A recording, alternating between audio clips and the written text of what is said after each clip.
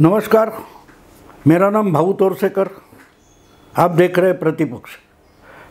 दोस्तों, आज का विषय शुरू करने से पहले फिर वही सूचना दे रहा हूँ कि 18वीं लोकसभा यानी 2024 का जो लोकसभा चुनाव है उसके नतीजे क्या हो सकते हैं ये आपको 4 जून को पता चलने वाला है। लेकिन मोदी जी तीसरी बार इतनी बड़ी बहुसंख्या से क्यों जीतने वाले हैं, उसका अगर विश्लेषण एनालिसिस आप आज ही पढ़ना चाहिए तो मेरा किताब पढ़िए, जिसका हिंदी संस्करण अभी पब्लिश हुआ है, अश्वमेध 2024। आप ये किताब कैसे आपके पास पहुंचेगा, इसकी जानकारी इस वीडियो के नीचे डिस्क्रिप्शन में दी है, चाहिए तो आप वो खरीद सकते हैं। नमस्कार, अभी आगे सब्जेक्ट पर बोलता हूँ। एक फिल्म का गाना मुझे याद आ रहा है, फिल्म कौन सी थी याद नहीं है। पीने वालों को पीने का बहाना चाहिए, ऐसा गीत था। वो फिल्म याद नहीं आ रही लेकिन गाना याद आ रहा है। कोई बोलता है कि मुझे बड़ा दुख है, इसलिए रोते बैठना पसंद नहीं है, दिल दिमाग से वो बात नहीं जा रही है, बड़ा दुखी हो तो वो डुबाने के लिए मैं पी रहा हूँ।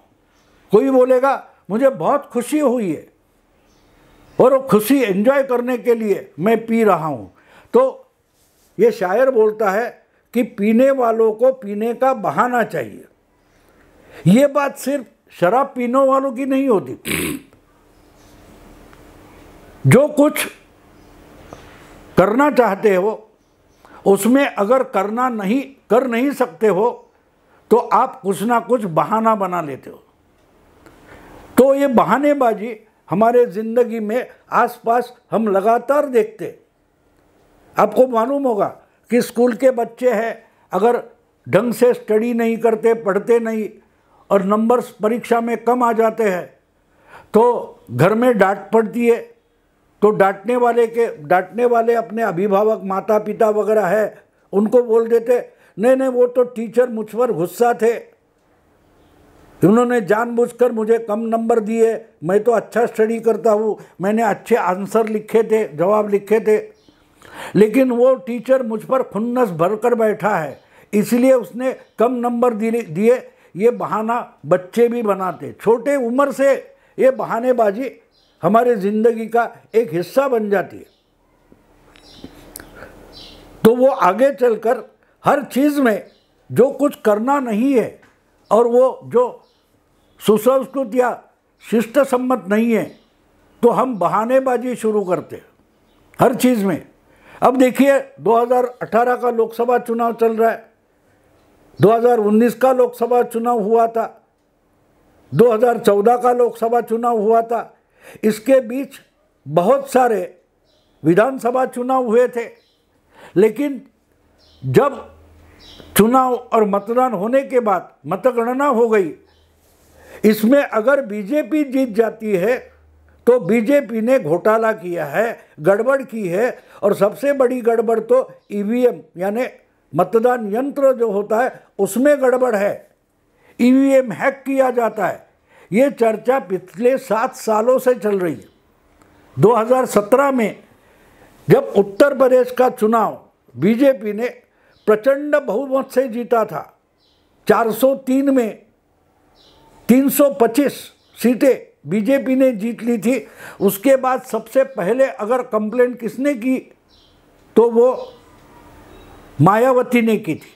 और उससे भी पहले 2015 में केजरीवाल, दिल्ली के मुख्यमंत्री, उन्होंने भी 2015 में यही कंप्लेंट की थी, यही तकरार की थी।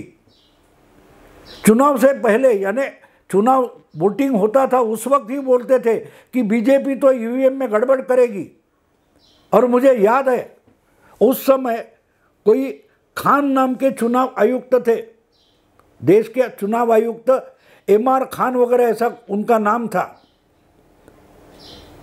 तो 2015 के उस चुनाव में केजरीवाल, दिल्ली विधानसभा का चुनाव था और केजरीवाल जोर जोर से रो रहे थे कि ईवीएम में कांग्रेस बीजेपी गड़बड़ी करेगी, लेकिन हुआ क्या?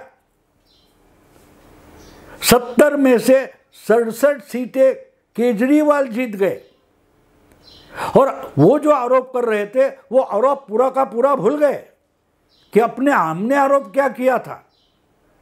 और उस वक्त मुझे याद है, जो चुनाव आयुक्त थे खान नाम के, उन्होंने एक ट्वीट किया था कि अरे मतगणना के पहले तुम इतनी चिल्ला रहे थे, आरोप कर रहे थे, अब अगर तुम ही जीत गए हो तो ईवीएम सही है, ये तो चिल्ला कर बताओ लोगों को कि ईवीएम में कुछ गड़बड़ नहीं है। क्योंकि अगर ईवीएम में बीजेपी गड़बड़ कर सकती थी तो 2015 और 2020 का दिल्ली विधानसभा चुनाव भी बीजेपी जीत सकती थी। वो बात नहीं है।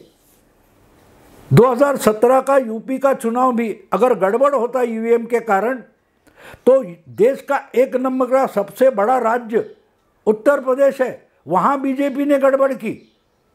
लेकिन जहाँ से सिर्फ 2 एमपी चुनकर आते, इतना छोटा गोवा राज्य है, वहाँ बीजेपी ने गड़बड़ नहीं की। बीजेपी सत्ता में थी, फिर भी ईवीएम में गड़बड़ नहीं हुई गोवा में। लेकिन अखिलेश यादव जिस उत्तर प्रदेश में मुख्यमंत्री थे, वहाँ बीजेपी ने गड़बड़ की।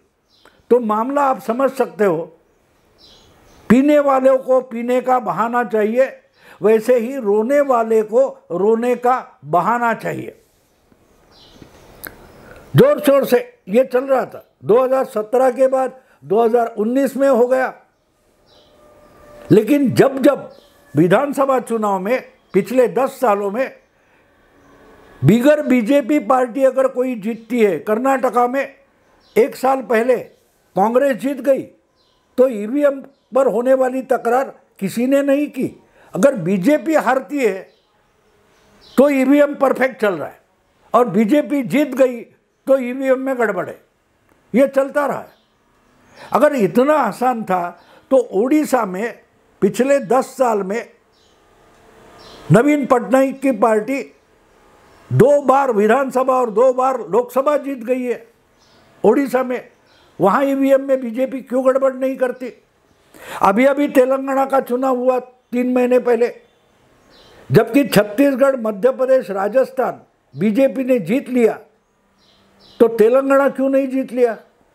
उससे पहले गुजरात बीजेपी ने जीत लिया तो ईवीएम में गड़बड़ है। लेकिन उसी समय हिमाचल प्रदेश में विधानसभा चुनाव हुआ और बीजेपी सत्ता में होकर भी हार गई, तब ईवीएम में गड़बड़ नहीं थी क्योंकि कांग्रेस जीत गई थी।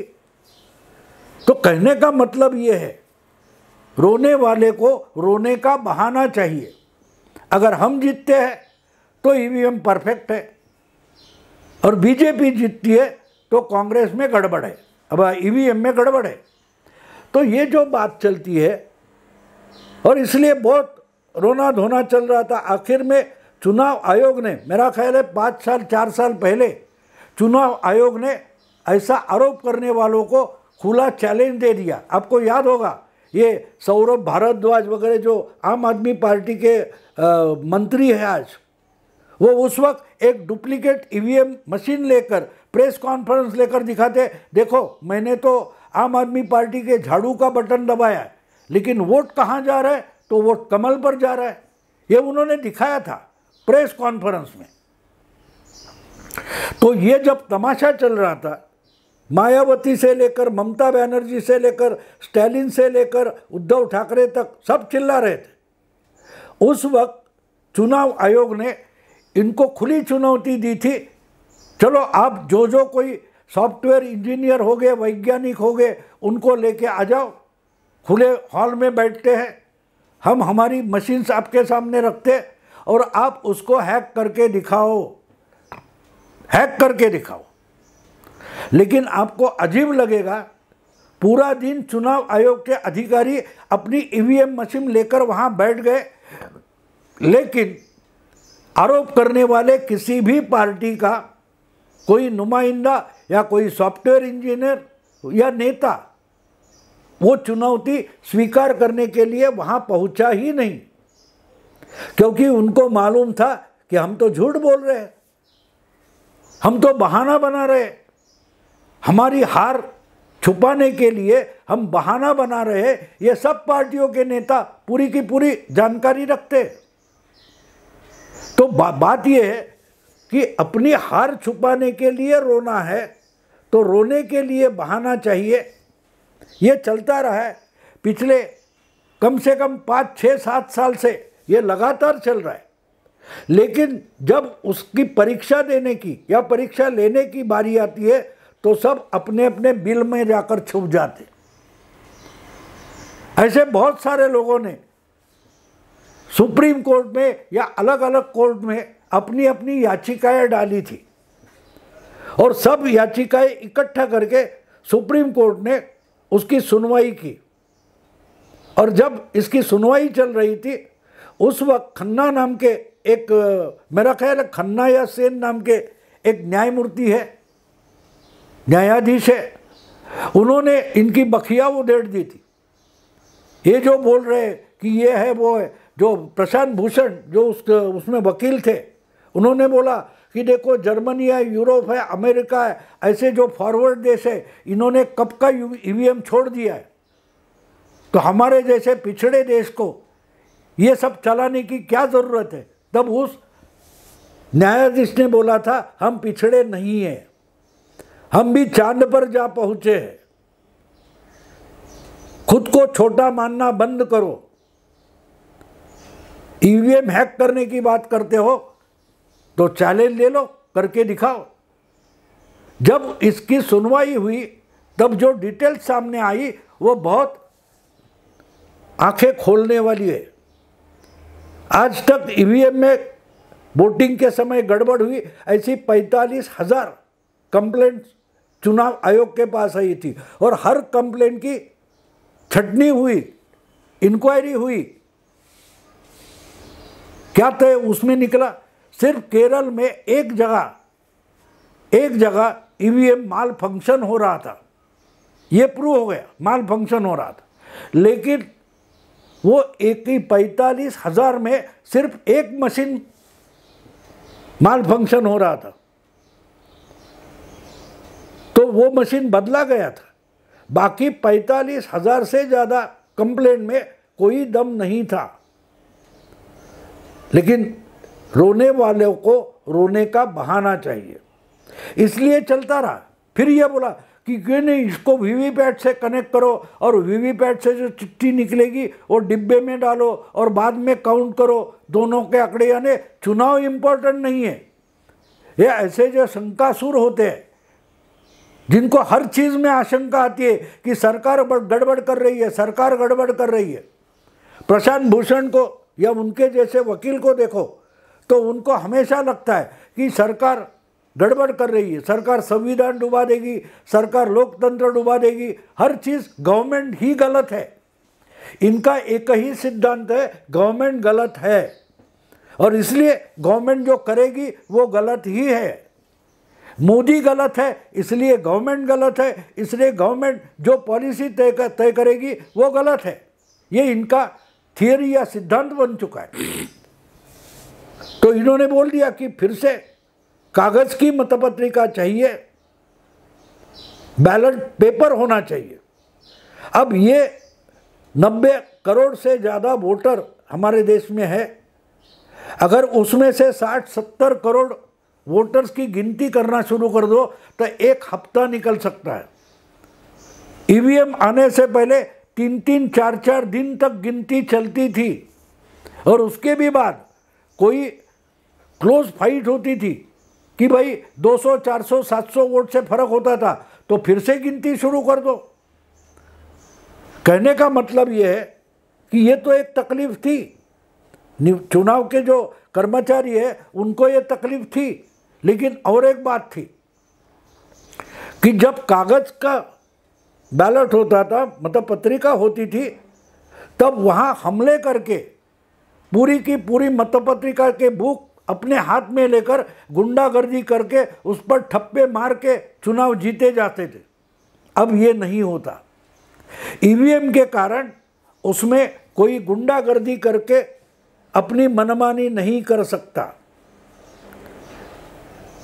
तो बैलेट पेपर होगा तो ही सही इलेक्शन होगा। ये बात सरासर झूठ है। ये प्रशांत भूषण यानी याचिकाकर्ताओं के वकीलों को बड़े खड़े बोल सुनाए थे, जज खन्ना या कोई है, उन्होंने, कि हम भी आपके ही उम्र के हैं, ईवीएम आने से पहले बैलेट पेपर के क्या धंधे चलते थे ये आपने भी देखे, हमने भी देखे हैं। बैलेट पेपर से चुनाव में गुंडागर्दी आसान हो जाती है, फ्रॉड करना आसान हो जाता है। ये खुद न्यायाधीश ने याचिकाकर्ता के वकील को बोला और उनकी बोलती बंद कर दी। और वो सुनवाई 1 हफ्ते पहले हो गई थी, उसका वर्डिक्ट रिजर्व किया गया था। अब 18वीं लोकसभा चुनाव के दूसरे चरण का वोटिंग हो रहा है, उसी दिन वो डिसीजन सामने आ गया और कोर्ट ने क्लियर कट बोल दिया, सबकी सब जितनी याचिकाएं थी वो रिजेक्ट कर दी। इसके आगे कभी भी कागज से मतदान होगा नहीं। चुनाव आयोग सिर्फ यंत्र से ही, ईवीएम से ही मतदान की प्रक्रिया पूरा करेगा। हाँ, उसमें अगर कुछ प्रॉब्लम होते तो वो दुरुस्त किए जाएंगे, दुरुस्ती के प्रयास किए जाएंगे, लेकिन किसी भी कारण बैलेट पेपर नहीं होगा। और ये कहने का मतलब ये है कि इसके आगे अगर कोई बैलेट पेपर का डिमांड लेकर आएगा तो उसकी याचिका सुप्रीम कोर्ट सुनेगा तक नहीं। ऐसा ही इस न्याय पत्र का, निकाल पत्र का अर्थ होता है कि इसके आगे ऐसी कंप्लेंट कोर्ट सुनेगा नहीं।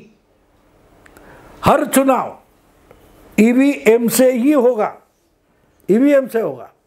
हाँ, अगर उसमें कोई डिफिकल्टी आती है तो बता दो, वो दुरुस्त करने की कोशिश चुनाव आयोग करेगा।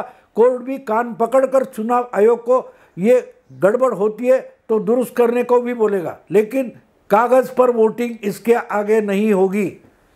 जो कुछ चुनाव होने वाला है वो हर चुनाव ईवीएम से ही होगा। तो आपको रोना है तो रोते बैठो, लेकिन ईवीएम का बहाना नहीं चलेगा। सुप्रीम कोर्ट ने क्या बोला है, रोने वालों को रोने को परमिशन है, लेकिन ईवीएम का बहाना नहीं चलेगा। आप रोना है, खुशी से रोते बैठो। और वो अभी से शुरू हो गया, अभी से शुरू हो गया। अभी 5 दौर का, 5 चरणों का मतदान बाकी है, लेकिन अभी से इंडिया अलायंस के बहुत सारी पार्टियां और उनके नेता रोने लगे कि ईवीएम में गड़बड़ है। तो रोने वालों को रोने का बहाना चाहिए, कारण नहीं चाहिए। तो दोस्तों, अगर ये वीडियो आपको पसंद आए तो लाइक कीजिए, शेयर कीजिए, सब्सक्राइब कीजिए। नमस्कार।